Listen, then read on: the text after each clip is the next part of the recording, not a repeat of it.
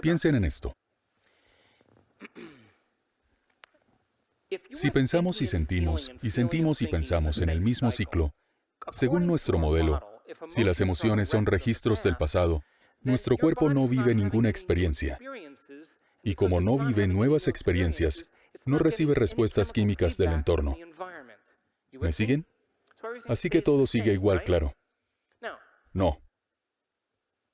Si sacásemos una sola célula de nuestro cuerpo, una célula cutánea, y estirásemos el ADN de dicha célula, mediría casi 2 metros. ¿De acuerdo? Si cogiésemos todo el ADN de nuestro cuerpo y lo estirásemos de un extremo a otro, llegaría hasta el Sol y volvería 150 veces. ¿Me siguen? Si cogiésemos el ADN de todas las personas del planeta, las 7.000 millones, y lo estrujásemos todo, cabría en un grano de arroz. Ahora bien, nuestro cuerpo es una máquina productora de proteínas. Las células musculares producen proteínas musculares, se llaman actina y miosina. Las cutáneas producen proteínas llamadas colágeno y elastina. Las tiroideas producen proteínas llamadas tiroxinas. Las inmunitarias producen proteínas llamadas anticuerpos. De modo que nuestro cuerpo es una máquina productora de proteínas. Pero para que el cuerpo produzca proteínas, un gen tiene que encenderse, un gen tiene que activarse. Miren, cuando se puso en marcha el proyecto Genoma Humano, se pusieron así, dijeron, vale, hay 100.000 proteínas que conforman el cuerpo. Así que debería haber unos 100.000 genes en cada célula. Pues hacen falta unas 40.000 proteínas reguladoras para producir esas 100.000 proteínas. Así que con 140.000 proteínas en el cuerpo, deberíamos tener 140.000 genes. ¿Me explico? Una correlación de una en una. Tal vez el proyecto Genoma Humano estuviese equivocado. Solo manifestamos 23.000 genes. Tenemos muchas más proteínas que genes. Eso significa entonces que cada gen por separado puede contar con miles de variaciones distintas. ¿Me siguen? Con 23.000 genes, somos chimpancés en un 98%.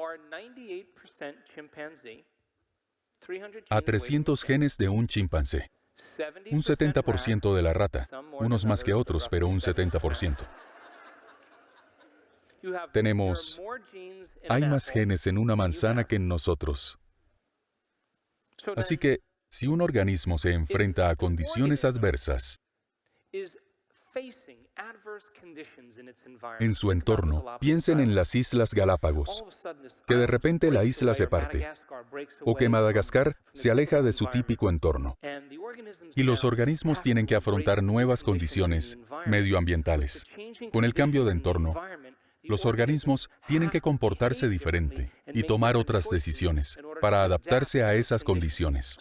Si los organismos pueden adaptarse y cambiar sus comportamientos, podrán vivir una nueva experiencia, ¿no? Y esta nueva experiencia produce nueva información química del entorno. Y la información química envía señales al gen. De modo que, por redundancia de la propia señal, por las experiencias del entorno, seguimos llamando a la puerta de la genética, y de repente el gen se activa y produce una nueva proteína. Así que si de repente hace frío, el organismo, con una serie de exposiciones, consigue un pelaje más grueso. El pelaje es una proteína. Si son depredadores, tendrán patas más largas. Si influye la altitud, la hemoglobina adquiere más oxígeno.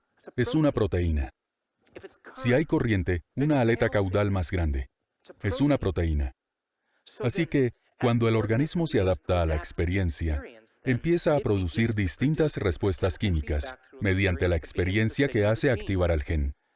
Si las emociones son el producto final de las experiencias del pasado y pensamos y sentimos en el mismo ciclo, mantenemos activados los mismos genes y los demás se apagan. Y es cuando nos dirigimos a nuestro destino genético. ¿Cuántos me entienden? ¿Lo han entendido, no?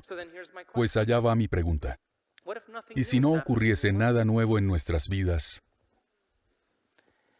¿Podemos enviar señales al gen antes de vivir la experiencia? A eso se le llama epigenética. Así que, si cogemos a un grupo de diabéticos y los ponemos a ver una serie de comedia durante 1 hora y medimos sus niveles de azúcar en sangre antes y después de que hayan comido y se ponen a ver la serie, en 1 hora enviarán señales a 23 nuevos genes que regularán el azúcar de la sangre. Se activan nuevos genes, se desactivan viejos genes, con solo cambiar su estado interno. Si cogemos un grupo de gente estresada, que sean ejecutivos, y les enseñamos a relajarse durante 6 semanas, a meditar y a respirar, regularán 1.561 genes nuevos. Pero si pensamos y sentimos lo mismo todos los días, tenemos los mismos genes activados y los demás apagados, y nos dirigimos a nuestro destino genético, y de hecho, seguimos enviando señales al mismo gen, con el mismo sentimiento que produce la misma proteína. Tarde o temprano el gen se desgastará. Tendrá que hacer una proteína más económica. De ahí que el envejecimiento resulte en una producción de proteínas inadecuada. ¿Y cuando envejecemos? ¿Qué nos pasa en los músculos, articulaciones y huesos? Todo es proteína. El pelo, la piel. Si pudiéramos enviar señales a los genes de antemano al entorno, tal vez tengamos la clave para cambiar nuestra salud. ¿Están de acuerdo? ¿Sí?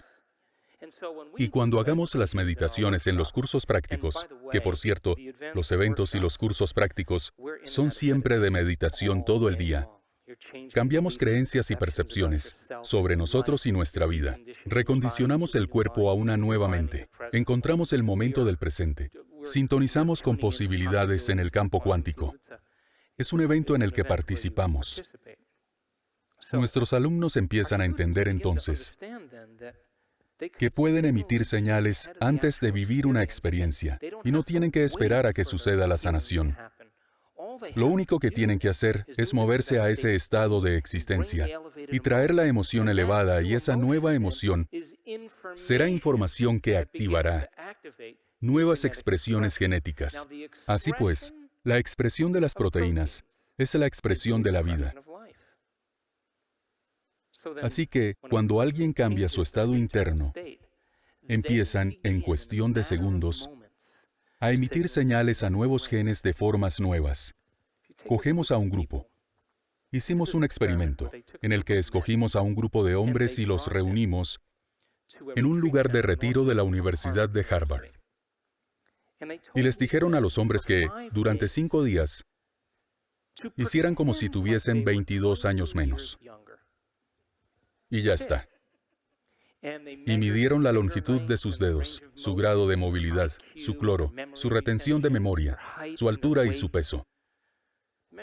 Midieron el grado de movilidad de su columna, todas estas funciones fisiológicas. Midieron el paso. Y se instalaron en el lugar de retiro, en el que habían fotos de Marilyn Monroe, Joe DiMaggio y Mickey Mantle, y todo el rato sonaba música, en fin, grandes grupos, increíbles orquestas. Y fingían que tenían 22 años menos. Bien, la investigadora Ellen Langer, al final del experimento dijo, he jugado al fútbol americano con ellos de cara al final, y algunos han dejado de usar el bastón. Cuando valoraron los resultados que valoraron, antes de fingir que tenían 22 años menos, tenían dedos más largos, tenían más grado de movilidad, eran más altos, habían perdido peso, habían obtenido un 60% más en su test de cloro, solo por fingir que eran otros. He aquí la pregunta. ¿Quiénes fingimos que somos?